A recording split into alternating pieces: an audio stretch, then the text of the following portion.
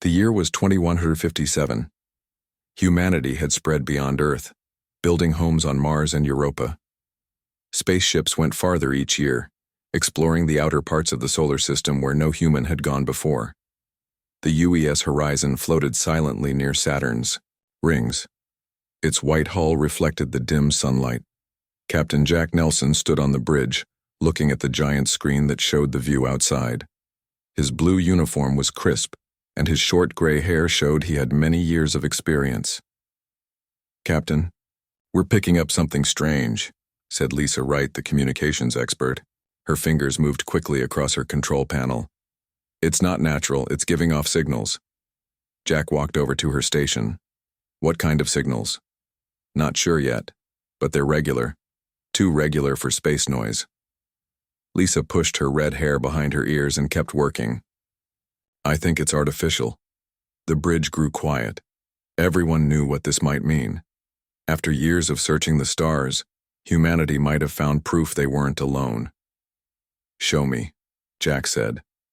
The main screen changed to show a small object floating among Saturn's rings.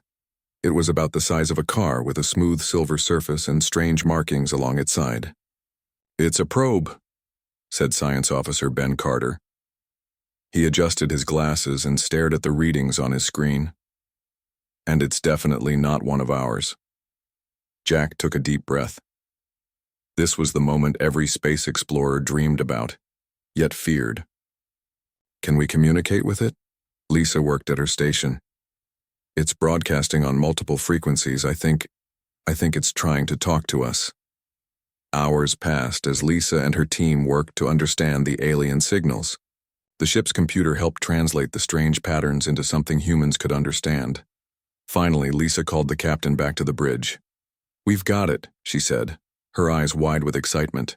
"The probe is from a species called the Vraxians. They've been watching us and want to meet." Jack read the translated message on the screen. The Vraxians described themselves as peaceful explorers who had discovered Earth's signals years ago. They wanted to meet humans and share knowledge. "Send this to Earth government now," Jack ordered. "Top priority." Back on Earth, the news caused excitement and worry. World leaders met to decide what to do. After weeks of debate, they agreed to send a diplomatic mission to meet the Vraxians at a place they suggested near Proxima Centauri, the closest star to our sun. Ambassador Henry Collins was chosen to lead the mission. He was tall and thin with kind eyes that made people trust him. He had helped solve many conflicts on Earth and was known for staying calm in difficult situations. "This is our most important mission," he told his team as they prepared. "How we act will shape humanity's place among the stars forever." The team included Dr. Amy Porter, a scientist who studied alien life.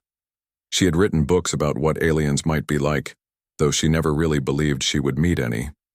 Now she had a chance to see if her ideas were right. Daniel Reeves joined as head of security. The former soldier walked with perfect posture and watched everything with careful eyes. He hoped his services wouldn't be needed, but he wasn't taking chances. "We go in peace, but we go prepared," he told his security team as they trained. The mission also included regular people who weren't diplomats or soldiers.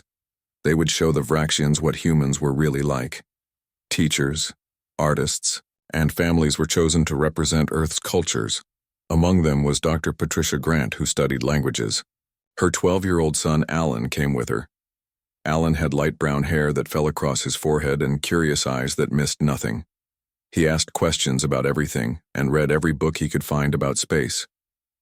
"Will the aliens look like us?" Alan asked his mother as they packed their few allowed items. Patricia smiled.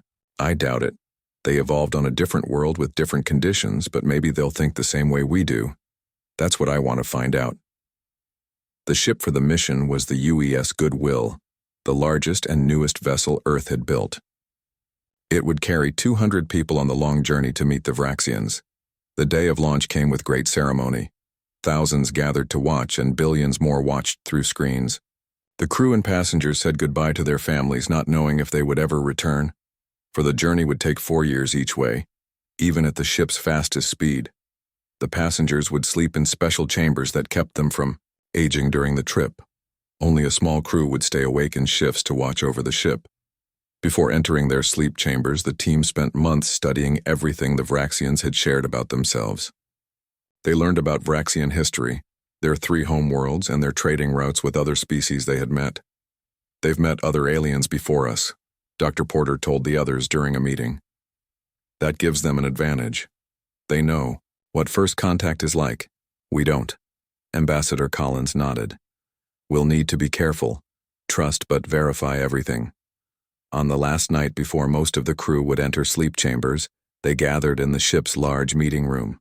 Captain Olivia Baker, who would command the ship, raised a glass. "To humanity's first steps into a larger universe," she said. Everyone drank to the toast, feeling the weight of history on their shoulders. The next morning, Alan held his mother's hand as they walked to the sleep chambers. He tried to look brave, but his voice shook slightly when he spoke. "Will it hurt?" he asked. "No," Patricia said gently. "You'll close your eyes, and when you open them again, we'll be there. It will feel like just a moment to us." Alan nodded and climbed into his chamber. Around the room, others did the same. The clear covers closed over them, and a cool mist filled each pod. Alan's last thought before sleep took him was of the strange beings he would soon meet. For 4 years, the UES Goodwill traveled through the empty darkness between stars. The skeleton crew monitored the sleeping passengers and sent regular updates to Earth, though the messages took longer to reach home the farther they traveled. Finally, the ship arrived at the meeting point, a space station orbiting Proxima Centauri, B, a planet that circled the nearest star to Earth's sun. The station had been built by the Vraxians specifically for this meeting. As the sleep chambers opened, Alan sat up and rubbed his eyes. Just as his mother had promised, it felt like he had only closed them a moment ago. But they were now 11 light-years from Earth, about to make history. Through the ship's windows, they could see the space station. It was a large ring spinning slowly to create gravity inside. Lights glowed along its surface, and several ships were docked at its ports. "Those must be Vraxian ships," Daniel Reeves said, studying them carefully. "Different design than ours, more rounded." Ambassador Collins straightened his jacket. "Well, we've come a long way for this. Let's not keep our hosts waiting." The UES Goodwill moved toward the station, ready for humanity's first meeting with alien life. None of them knew the terrible events this meeting would set in motion, or how it would test the limits of human mercy and rage. The UES Goodwill docked at the space station with a gentle bump. Ambassador Collins led the way as the airlock doors opened. The humans held their breath, waiting for their first look at the Vraxians. 3 tall figures stood in the doorway. They had smooth gray skin that shimmered slightly under the lights.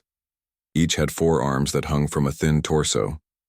Their heads were oval with no hair, and 3 large eyes formed a triangle on their faces. They wore flowing robes of deep blue, with strange symbols stitched in silver thread. "Welcome," said the middle Vraxian. Its voice came from a small device on its chest that translated its clicks and whistles into English. "I am Zortal, Chief Diplomat of the Vraxian Confederation." Henry Collins stepped forward and bowed slightly. "On behalf of Earth and all humanity, we thank you for this historic opportunity. I am Ambassador Henry Collins." Alan watched from behind his mother. The aliens were both fascinating and a little scary. He squeezed Patricia's hand tightly. The first days went well. The humans were given comfortable rooms in the station. The Vraxians showed them around and explained how things worked. They shared meals, though the 2 species ate very different foods. In meeting rooms, the diplomats discussed trade, borders, and the rules both sides would follow. Dr. Porter and other scientists exchanged information about biology, physics, and medicine, but not everyone felt comfortable. Daniel Reeves noticed small things that bothered him. The Vraxians never allowed humans into certain parts of the station. They asked many questions but gave few answers about themselves. "They're hiding something," he told Ambassador Collins on the 5th day. They stood in a quiet corner of the human quarters, speaking softly. Collins frowned. "Maybe. Or maybe they're just careful like we are. This is all new for both sides." Not for them, Reeves pointed out. They said they've met other species before. On the 10th day, Alan made friends with another child. Kelly Brown was the 9-year-old daughter of a cultural expert. The two children explored the public areas of the station together, always staying within sight of human adults. I bet we could find out what's behind that door, Kelly said, pointing to a sealed entrance where they had seen Vraxians enter using special key cards. My mom says we have to respect their privacy, Alan replied, though he was curious too. The Vraxians noticed the children. They watched them play, learn, and solve puzzles. 3 weeks into the meetings, Zortal made a request during a morning session. We are interested in how human children learn, the alien diplomat said. Your young seem very adaptable. Would you allow us to conduct an educational exchange? We could show them our teaching methods, and you could observe ours. Several parents, including Patricia Grant, looked concerned, but Ambassador Collins saw a chance to build trust. A supervised exchange could benefit both sides, he said carefully, as long as human adults are present at all times. Zortal's 3 eyes blinked in sequence. Of course. We suggest a small group. Perhaps the young ones named Alan and Kelly who show such curiosity. And 3 others? Patricia didn't like how the alien knew her son's name. I'd like to be present for any session involving Alan, she said. Naturally, Zortal replied. The session will be tomorrow. We will prepare appropriate materials. That night, Patricia talked to Alan in their room. You don't have to do this if you don't want to, she told him. Alan sat on his bed thinking, I want to help, and I want to see how aliens learn stuff. Just stay close to me, okay? She said, stroking his hair. The next day, 5 children and 8 adults gathered at the meeting point. Zortal led them through corridors to a large room with strange equipment. Several Vraxians waited inside, wearing white coats instead of the usual blue robes. These are our education specialists, Zortal explained. They will demonstrate our learning enhancement technology. Dr. Porter examined the equipment with interest. What exactly does it do? It stimulates neural pathways to improve information retention, one of the white-coated Vraxians said. Completely safe. We use it with our own young. The session began with simple demonstrations. The children were shown images and asked questions. The Vraxians seemed impressed with their answers. After an hour, Zortal spoke again. Now we would like to show you our direct learning method. It requires a special room with proper equipment. We have prepared it next door. Ambassador Collins hesitated. I thought everything would happen here. The sensitive equipment cannot be moved, Zortal explained. You can observe through viewing windows. After some discussion, the humans agreed. The children were led to another room with chairs facing a large screen. The adults watched through a glass wall. The screen lit up with beautiful patterns. Soft music played. The children stared, fascinated. Then, without warning, gas sprayed from the ceiling. What's happening? Patricia shouted, running to the door. It was locked. Daniel Reeves slammed his shoulder against it. It's a trap. Inside, the room. The children slumped in their seats, unconscious. A hidden door opened and more Vraxians rushed in. They quickly attached devices to the children's heads. The adults pounded on the glass. Ambassador Collins grabbed Zortal.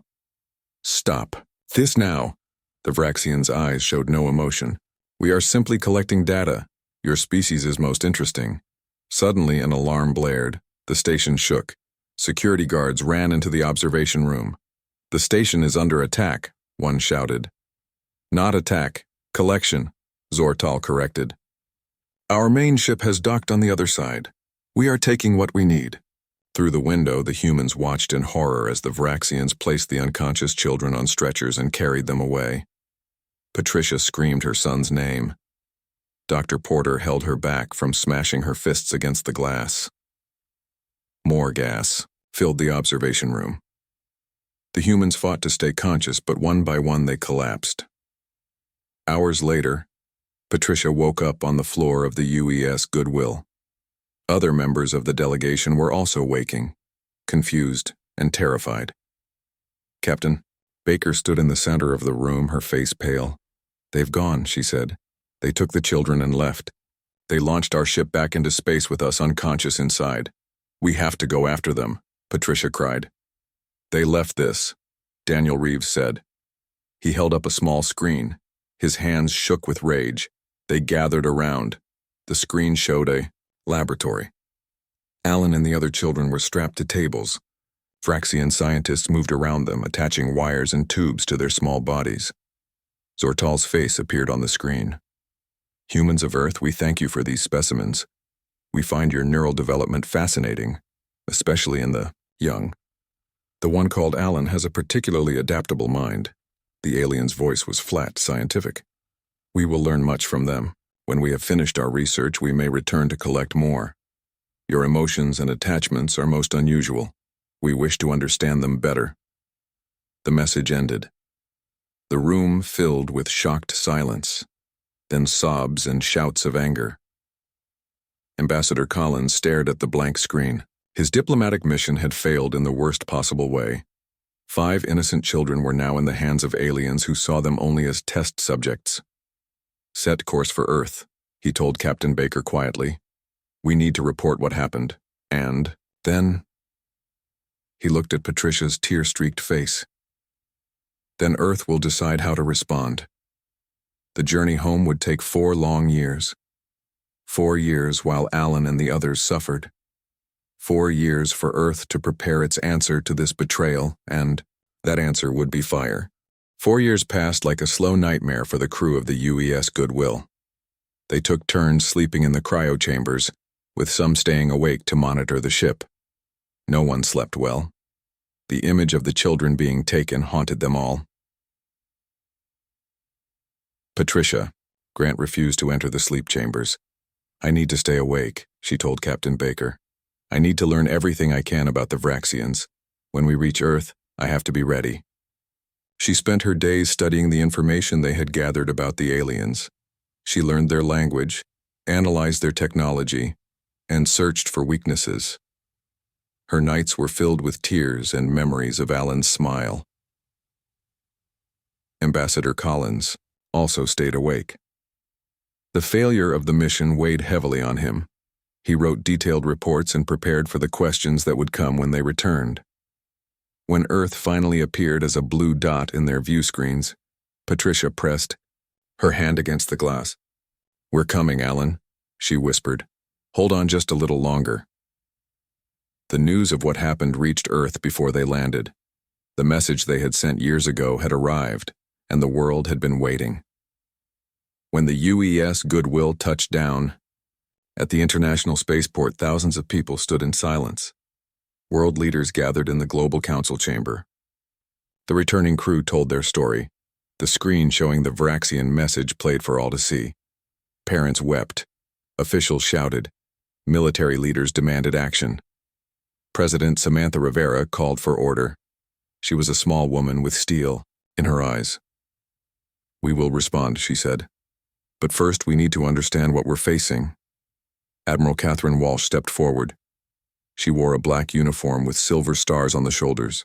Her gray hair was cut short, and her face showed no emotion. "Madam President, it's time to reveal Project Prometheus Shield." Murmurs filled the room. No one had heard of this project. "For 20 years we have been building ships in secret," Admiral Walsh explained. "Not exploration vessels or colony. Ships but warships. We hoped never to need them, but we prepared just in case." The main screen changed to show images of massive ships hidden in asteroid bases and underground facilities on Mars. Black vessels with powerful weapons and advanced shields. "We have 50 battleships ready to launch," the Admiral continued, "and weapons that can destroy entire worlds if needed." Ambassador Collins stood up. "Destroy worlds? We can't become monsters to fight monsters." "We won't," President Rivera assured him. "But we need the Vraxians to know we can." Dr. Greg Simmons was called to speak next. He was a thin man with tired eyes and hands that never stopped moving. Years ago, he had been a brilliant weapons designer. Then he saw what his creations could do and walked away, I've been asked to finish my work on antimatter weapons, he said quietly. I refused at first, but then I saw what they did to those children. He looked at Patricia. I'll do it, for Alan and the others. Patricia nodded, tears in her eyes. President, Rivera addressed the room again. We need volunteers for the reclamation force. This mission will be dangerous. Many may not return. No one expected what happened next. People across Earth and its colonies stepped forward. Millions volunteered within days. Parents, siblings, friends, all wanting to help bring the children home. Captain Jack Nelson, whose ship had first discovered the Vraxian probe, was one of the first. I started this, he told Admiral Walsh. I need to finish it. Training began immediately. The volunteers learned to use new weapons and fight in space. Scientists worked day and night to improve shields and engines. Patricia Grant was given special clearance to join the mission planning team. Her knowledge of the Vraxian language and culture was too valuable to ignore. They have 3 homeworlds and 14 colony planets, she explained during a strategy meeting. Their main world is called Vrak Prime. That's likely where they've taken the children. Admiral Walsh nodded. Then that's our ultimate target. But first, we'll give them a chance to return our people. 3 months after the UES Goodwill returned, the reclamation force was ready. 50 black ships gathered in orbit around Earth.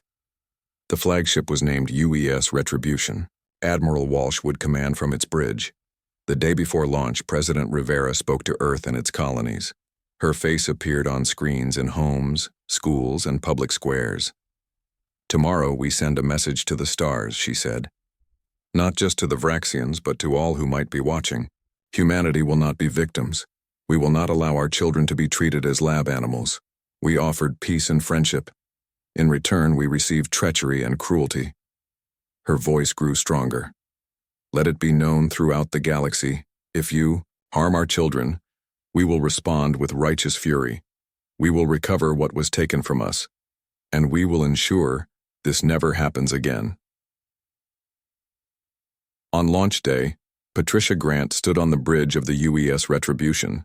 She wore a uniform with no rank. She was not military, but her purpose was clear to all. Admiral Walsh approached her. We will find him, she promised.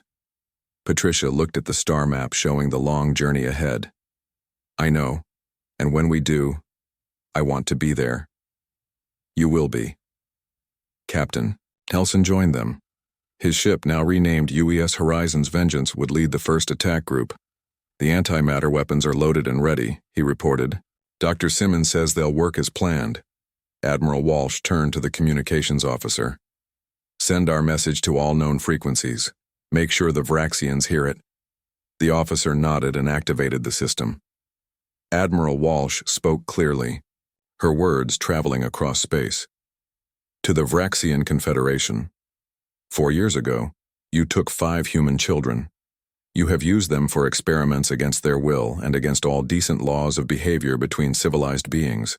We demand their immediate return alive and unharmed. She paused, then continued. You have 7 Earth days to respond. If the children are not returned by then, we will enter your territory with the full might of Earth's forces. For each day that passes without their return, 1 Vraxian world will burn. This is not a negotiation. It is a promise. With the message sent, Admiral Walsh gave the order. All ships prepare for departure. One by one, the massive black ships activated their engines. They formed a perfect line and accelerated away from Earth. Patricia watched her home planet grow smaller behind them. Somewhere ahead, in the vast darkness, was her son. She didn't know if he was still alive. She didn't know what had been done to him. But she knew Earth was coming for him, with fire and determination. The reclamation force entered faster than light travel, disappearing in flashes of light. The response had begun. The journey to Vraxian space took 3 weeks using Earth's best faster-than-light engines. During this time, Admiral Walsh held daily strategy meetings with her commanders. Patricia Grant attended each one, offering insights about Vraxian behavior and language. They value efficiency above all else, she explained. They don't understand human emotions like love or loyalty. To them, our attachment to our children seems like a weakness. Captain Nelson nodded. That's why they were surprised by our response. They didn't expect us to cross 11 light years for 5 children. Their mistake, Admiral Walsh said simply. No reply came from the Varaxians during the journey. Either they hadn't received Earth's message, or they chose to ignore it. Either way, the reclamation force continued forward, weapons ready. On the 22nd day, the fleet reached the edge of Varaxian territory. Their first target was a small outpost on an airless moon. It served as a monitoring station and would give them a chance to test the Varaxian defenses. Admiral Walsh stood on the bridge of the UES Retribution. The outpost appeared on the main screen, a collection of domed buildings connected by tunnels. Open communications, she ordered. The communications officer established a link. Channel open, Admiral. This is Admiral Catherine Walsh of Earth's Reclamation Force. We demand the immediate return of all human captives taken from the diplomatic mission 4 years ago. You have 1 hour to respond. The bridge crew waited in tense silence. Minutes passed with no answer. They received our transmission, the communications officer reported. They're just not responding. Admiral Walsh's face hardened. Very well. Captain Nelson, move your attack group into position. Target their communications array first. We want them isolated before we land. The UES Horizon's Vengeance led 3 smaller ships toward the outpost. Their weapons powered up, glowing blue, against the black of space. The Varaxians finally responded. A ship rose from behind the moon, larger than expected. It fired energy beams at Nelson's group. Evasive maneuvers, Nelson ordered. His ship scattered, avoiding the worst of the attack. Admiral Walsh watched carefully. Analysis of their weapons. Energy-based, powerful but slower than ours, reported the tactical officer. Their targeting systems aren't as advanced. Return fire, Walsh commanded. Show them what Earth can do, and the human ships fired their conventional weapons. Missiles streaked across space and struck the Varaxian vessel. Its shields flared but held. They have good defenses, Nelson reported. Permission to use the new weapons? Admiral Walsh hesitated, only briefly. Granted, but minimal yield. This is a demonstration, not destruction. On the UES Horizon's Vengeance, Dr. Greg Simmons monitored the antimatter weapon controls. His hands moved steadily across the panel, setting the power to its lowest effective level. Antimatter torpedo ready, he reported. Target locked. Captain Nelson gave the order. Fire. A small projectile launched from the ship. It looked simple, almost harmless. But inside, a tiny amount of antimatter was held in a magnetic field, separated from normal matter by the thinnest margin. The torpedo struck the Varaxian ship's shields. When it detonated, a blinding flash lit up space. The shields collapsed instantly. A section of the ship's hull vaporized, leaving a gaping hole. The Varaxian vessel listed to one side, leaking atmosphere and debris. Emergency systems activated, sealing off sections. It was crippled but not destroyed. Open communications again, Admiral Walsh ordered. This time, the Varaxians answered. A face appeared on screen, similar to Zortal, but with darker skin. Its 3 eyes blinked rapidly, in what Patricia recognized as distress. I am Station Commander Vex Nor, it said through a translator. Why have you attacked us? We have no quarrel with Earth. Admiral Walsh's voice was ice. You have taken our children. Return them now. Vex Nor's eyes blinked in sequence. I know. Nothing of this. I must consult with the High Council. You have 30 minutes, Walsh said. After that, we destroy your outpost. The connection ended. Patricia approached the Admiral. They're stalling. This commander may not know about the children, but the Council does. Agreed, Walsh said. Prepare landing teams. We'll take the outpost and search for information. Security Chief Daniel Reeves, who had been on the original diplomatic mission, led the landing teams. They boarded small craft and launched toward the moon. The Varaxian ship made no move to stop them. It drifted, damaged and powerless. When the 30 minutes passed with no response from the High Council, Admiral Walsh ordered the outpost secured. The landing teams breached the airlocks and entered the domes, weapons ready. They met little resistance. Most of the Vraxians surrendered immediately, shocked by the humans' determination. Daniel Reeves led a team to the central computer room.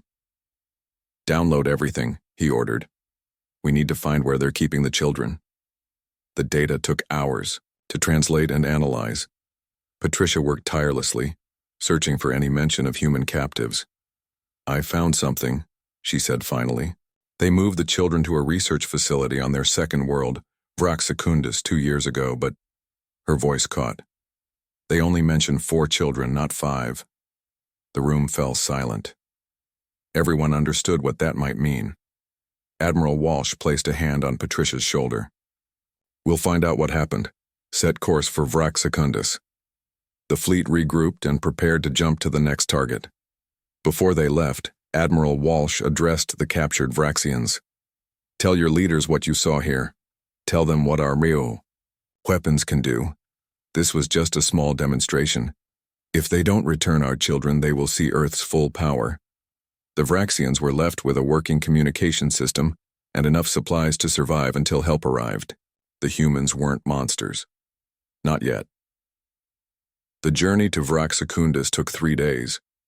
During this time, the fleet intercepted Vraxian communications. Their attack had caused panic among the alien leadership. "They're mobilizing their defense fleet," Captain Nelson reported. "At least 30 ships heading to protect Vraxacundus." Admiral Walsh studied the tactical display. "They outnumber us, but our technology is superior. We'll proceed as planned." When they arrived at Vraxacundus, a line of Vraxian warships waited for them. The planet glowed green and blue below, covered in oceans and strange forests. "They're hailing us," the communications officer announced. A new Vraxian face appeared on screen. This one wore elaborate head coverings and spoke with authority. "I am High Chancellor Mervox of the Vraxian Confederation. Your attack on our outpost was an act of war.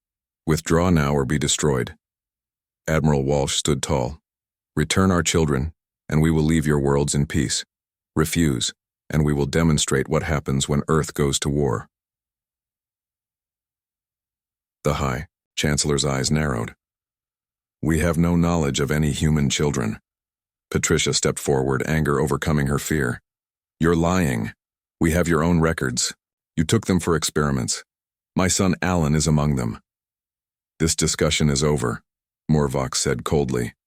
"Prepare to be removed from our space." The Vraxian fleet moved forward, weapons charging. Admiral Walsh turned to her crew. "All ships, battle formation. Target their lead vessels. Today we show them the cost of taking Earth's children." The human fleet spread out in a perfect attack pattern. The war had truly begun. The battle above Vraxacundus was unlike anything either species had experienced before. The Vraxian ships had numbers on their side, but Earth's vessels were faster and more powerful. Captain Nelson's ship dove through the enemy formation, firing antimatter torpedoes at key targets. Vraxian vessels broke apart in brilliant flashes of light. The human fleet moved like dancers, coordinating their attacks perfectly. "Their formation is breaking," reported the tactical officer on the HFY's Retribution. "They didn't expect us to be this strong." Admiral Walsh nodded. "Focus fire on their command ship. We need to end this quickly." 3 human battleships surrounded the Vraxian flagship. Their combined attack overwhelmed its shields. Rather than destroy it completely, they targeted its engines and weapons, leaving it disabled but intact. "Open a channel," Walsh ordered. High Chancellor Mervox appeared on screen again. Smoke filled the bridge behind him and fear showed in his 3 eyes. "Your military strength is unexpected," he admitted. "Perhaps we can discuss terms." "The terms are simple," Walsh replied. "Return our children now, or we continue to your homeworld, destroying everything in our path." The High Chancellor was silent for a moment. "The research subjects you speak of are on this world in Facility 7. They are alive." Patricia's heart jumped. "All of them? All 5? 4 remain," Mervox said without emotion. "1 did not Survived the neural mapping procedure. Patricia gripped the console in front of her. One child dead. Was it Alan? She couldn't ask. Couldn't bear to know yet. We will retrieve them ourselves, Admiral Walsh declared. Any interference will be met with devastating force. She turned to Security Chief Reeves. Prepare your rescue team. I want our best people on this. Daniel Reeves had been planning this mission for weeks. His team consisted of 20 soldiers, 2 doctors, and Patricia Grant, who had insisted on coming despite the danger. The facility is located in the Northern Hemisphere, he briefed them as they prepared to board the dropship. It's heavily guarded, but most of their forces are busy with our fleet. Dr. Simmons approached Patricia before she boarded. I've created these, he said, handing her a small device. It will disrupt any Vraxian control systems. If they have the children in restraints, this should free them. Patricia took the device and nodded. Thank you. The dropship launched from the UES Retribution and sped toward the planet's surface. Enemy fighters tried to intercept them, but escort ships from Captain Nelson's group kept them at bay. They landed in a forest clearing 3 miles from the facility. The air was breathable but smelled like metal and strange spices. Purple leaves moved in the wind as the rescue team emerged from the ship. Stay alert, Reeves warned. Their biology is different from ours. There could be dangerous wildlife. They moved quickly through the forest. Patricia's heart pounded with each step. After 4 years of pain and waiting, she might finally see her son again, if he was still alive, if he was still Alan. The facility appeared ahead, a large building surrounded by a high wall. Guard towers stood at each corner. Reeves used a scanner to check for security systems. There's an entrance on the east side with fewer guards, he said. We'll use the attack on their space fleet as cover. They won't expect a ground assault. The team circled to the east side. Reeves signaled, and 2 soldiers moved forward with special equipment. They placed devices on the wall that ate through the material silently. Within minutes, they had created an opening large enough to enter. The team slipped inside and found themselves in a garden area. Strange plants with glowing stems provided dim light. Life signs ahead, whispered a soldier with a scanner. Multiple Vraxians and human readings. Patricia's breath caught. Human readings. The children were here.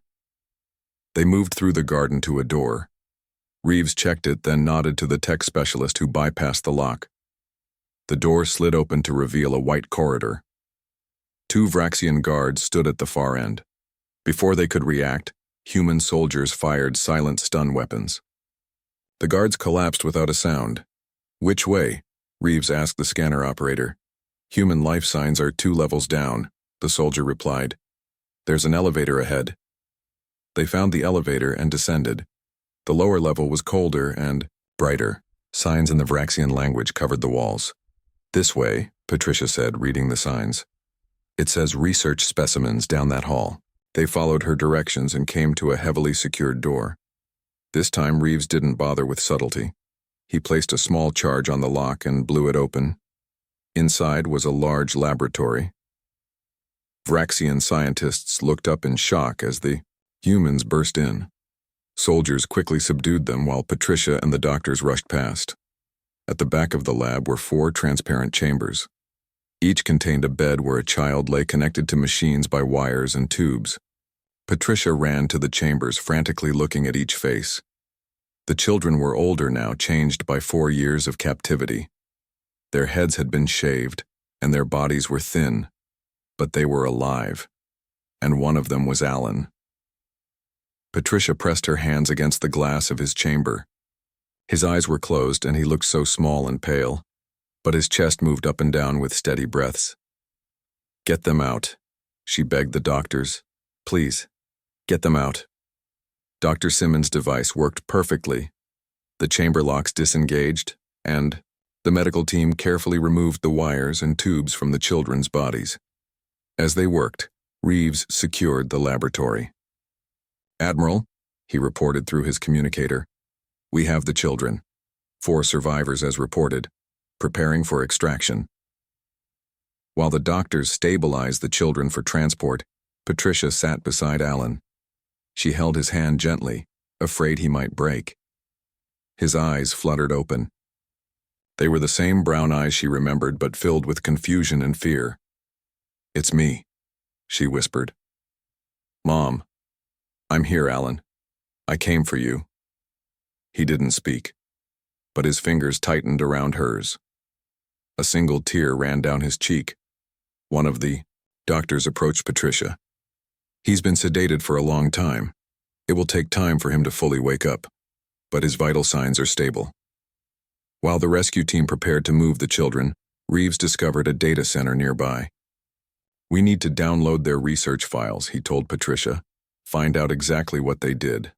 Patricia reluctantly left Alan's side to help. Her knowledge of the Vraxian language was crucial. As they worked, she discovered something horrifying. "These aren't just files about our children," she said, her voice shaking. "There are records of experiments on other species. Dozens of them. They've been doing this for centuries." Reeves's face darkened. "Download everything. The Admiral needs to see this." With the data secured and the children stabilized, the rescue team began their retreat. They moved carefully back through the facility, carrying the children on special stretchers. They had almost reached the exit when alarms blared. Vraxian security forces appeared ahead, blocking their path. "Protect the children," Reeves ordered. His soldiers formed a protective circle around the stretchers. A firefight erupted in the narrow corridor. The humans fought desperately, knowing they couldn't fail now, not when they were so close. Admiral Walsh's voice came through their communicators. "Hold position. Reinforcements incoming." Moments later, the ceiling above the Vraxian forces exploded. Soldiers from Captain Nelson's ship dropped through the opening, attacking from behind. Caught between two human forces, the Vraxians quickly surrendered. The children were safely loaded onto the dropship. As it rose from the planet's surface, Patricia held Alan's hand and watched Vrax Secundus grow smaller below. In orbit, Admiral Walsh faced a decision. The Vraxians had surrendered, but their crimes were unspeakable. The files showed years of cruelty to countless species. "Prepare the solar lance," she ordered. "Target their major military installations only.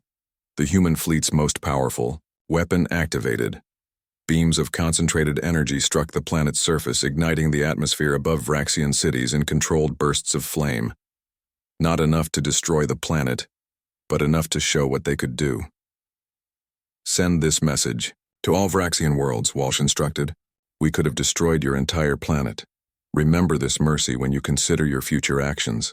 The children of Earth are now under our protection. The children of all species are under our protection." The Reclamation Force set course. For home, their mission complete. In the medical bay of the UES Retribution, Alan Grant finally spoke his first words in 4 years. "You came," he whispered to his mother. "I knew you would." Patricia held him close. "Always," she promised. "Earth will always come for its children. The journey home would be long and healing would take longer still. But humanity had sent its message to the stars. Those who harm our children will face our fire." And across the galaxy, other species who had suffered at Vraxian hands saw and understood. Earth was not just powerful. Earth was just. Earth was a protector. A new age had begun.